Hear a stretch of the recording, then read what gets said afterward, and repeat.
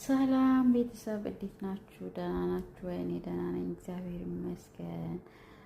ውዶቼ ሰብስክራይብ፣ ላይክ፣ ሼር እያደረጋችሁ እስቲ አበረታቱኝ። ሼር እንኳን አታደርጉልኝም። እስቲ እንደው በቅንነት ሰብስክራይብ፣ ላይክ እስኪ ኮሜንትም ጻፉልኝ በእናታችሁ። ሰዓቴ እየቀነሰብኝ ነው። ብዙ ሰዓት ቆጥሮልኝ ነበረ። አሁን ደግሞ ወደ ታች በቆጠረው ልክ እየቀነሰ ነው አሁን ላይ ማለት ነው።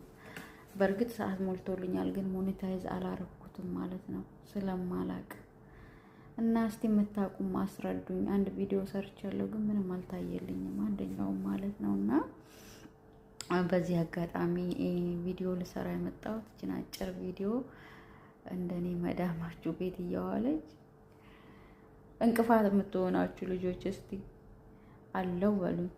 ቪዲዮ ቀርጬ እንዳለቃት ያው ነውረው በቤቷ ግን ጠዋት ለሊት ትነሳና ትምህርት ቤት ልጆች ትምህርት ሲሄዱ ትነሳና እነሱ ከሄዱ በኋላ ሳሎን ትተኛለች ማለት ነው። ሶፋ ላይ ቤት እንዳላጸዳ ሻፍ ልቼላት ጨርሻለሁ፣ ግን አሁን ተኝታለች። እላዋ ላይ እንዴት ልጥረግ ማለት እሷ ተቀምጣ ቢሆን እየጠረኩባት ነው።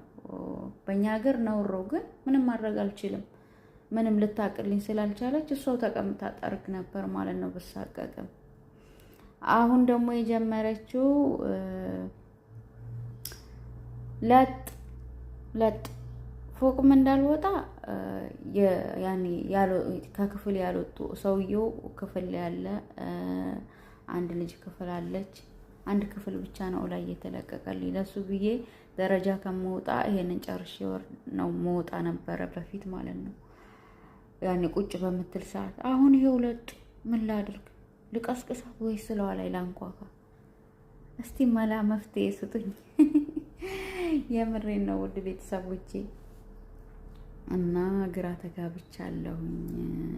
የመዳም ቅመሞች መዳማችሁ እንደዚህ ታደርጋችኋለች። በፊት ስራ ነበረች እኔ ሴትዮና ከስራ ተወጣች። አሁን ወደ 2 አመቷ ነው፣ የተቃረበች ነው ማለት ነው።